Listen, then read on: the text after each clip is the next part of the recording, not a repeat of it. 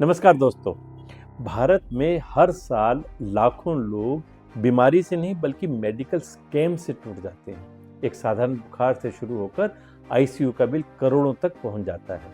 Referral commission, ambulance mafia, नकली implants और फर्जी बिलिंग, ये सब मिलकर एक ऐसा नेटवर्क बनाते हैं जो मरीज को सिर्फ कमाई का जरिया समझता है। आज हम बात करेंगे इस सिस्टम के अंधेरे राज की। कल्पना कीजिए, आपका डॉक्टर आपको किसी स्पेशलिस्ट या लैब के पास भेजता है। आप सोचते हैं कि बेहतर इलाज के लिए, लेकिन असलियत हर रेफरल पर 10 से 50% तक कमीशन। इसे कट प्रैक्टिस या फी स्प्लिटिंग कहते हैं। नेशनल मेडिकल कमीशन यानी एनएमसी और पुराने एमसीआई के कोड ऑफ एथिक्स में ये साफ माना है, फिर भी ये आम है। आपको ये स्पेशलिस्ट और लैब टेस्ट करवाना चाहिए बेहतर इलाज के लिए। हर रेफरल पर नेशनल मेडिकल कमीशन मना करता है, लेकिन ये तो आम बात है। –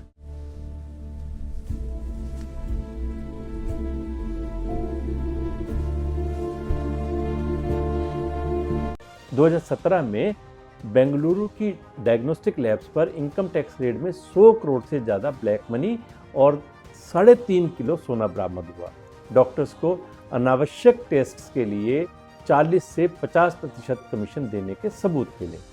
डॉक्टर संजय नागरल जैसे विशेषज्ञ कहते हैं कि ज़्यादातर रेफरल्स में कुछ ना कुछ फीस स्प्लिटिंग होती है। नतीजा, मरीज का बिल 20 से 50% तक बढ़ जाता है बिना बेहतर इलाज के। तेजी से चलो, इमरजेंसी रूम पहुंचना है। डॉक्टर साहब, मेरे बच्चे को बचा लीजिए। चिंता मत कीजिए, हम सब कर रहे हैं।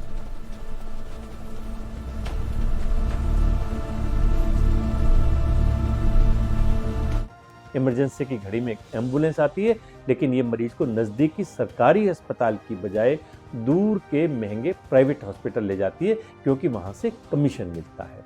तिरुपति, जम्मू, बेंगलुरु और कई शहरों में प्राइवेट एम्बुलेंस का कार्टेल रिपोर्ट हुआ है। ड्राइवर हॉस्पिटल से सेटिंग करके मरीज को डाइवर्ट करते हैं।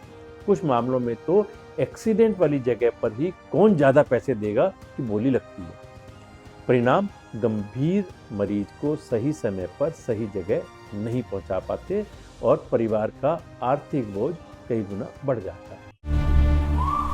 इसको सिटी हॉस्पिटल ले चलते हैं, वहां 25,000 कमीशन मिलेगा। गवर्नमेंट हॉस्पिटल ले जाओ ना। अगला पेशेंट भी भेज दूंगा। घुटना ट्रांसप्लांट, हार्ट स्टंट, हड्डी की प्लेट स्क्रू, ये महंगे इम्प्लांट्स मरीज की जिंदगी बदल सकते हैं, लेकिन कई बार ये सब स्टैंडर्ड या नकली निकलते हैं।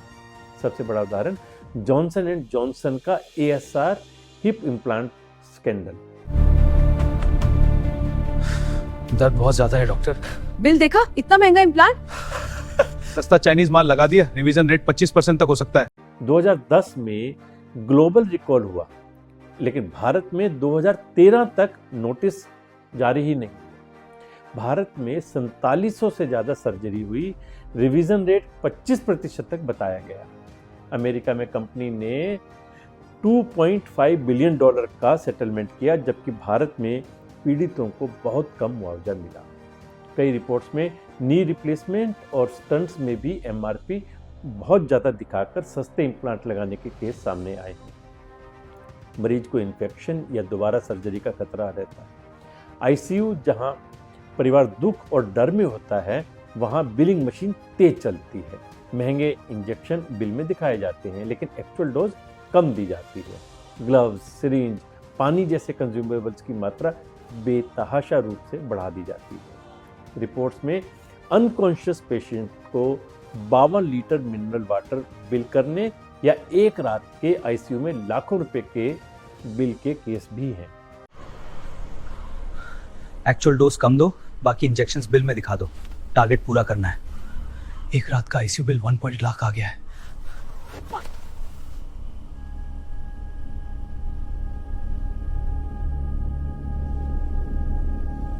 कुछ डॉक्टर्स ने खुद क्विट किया क्योंकि उन्हें अनावश्यक एडमिशन, सर्जरी और प्रोलॉन्ग्ड आईसीयू स्टे का प्रेशर दिया जाता था। सी सेक्शन करना ही पड़ेगा, इमरजेंसी है। नी रिप्लेसमेंट जरूरी है, नहीं तो प्रॉब्लम बढ़ जाएगी। एक सर्वे के अनुसार कुछ हॉस्पिटल्स में अनावश्यक सर्जरी की दर बहुत ऊंची है। सी सेक्शन में 45%, नी रिप्लेसमेंट में 48% तक अनावश्यक बताई गई है। ये स्कैम सिर्फ पैसे की लूट नहीं, ये विश्वास की भी हत्या है। अच्छे डॉक्टर्स भी इस सिस्टम में फंस जाते हैं क्योंकि कंपटीशन का दबाव है। एनएमसी बार बार कमीशन पर ब्रेकडाउन का आदेश देता है, लेकिन ग्राउंड पर बदलाव धीमा है। आप क्या कर सकते हैं? हमेशा सेकंड ओपिनियन लें, बिल की हर लाइन चेक करें, एमआरपी, क्वांटिटी, जरूरत पूछें, इमरजेंसी में 108 या ट्रस्टेड सर्विस चुनें, शिकायत करें एनएमसी, राज्य मेडिकल काउंसिल या कंज्यूमर कोर्ट में। स्वास्थ्य सेवा मुनाफे का कारोबार नहीं, सेवा होनी चाहिए। जागरूक रहें, सवाल पूछें, क्योंकि अगला मरीज आप भी हो सकते हैं। नमस्कार।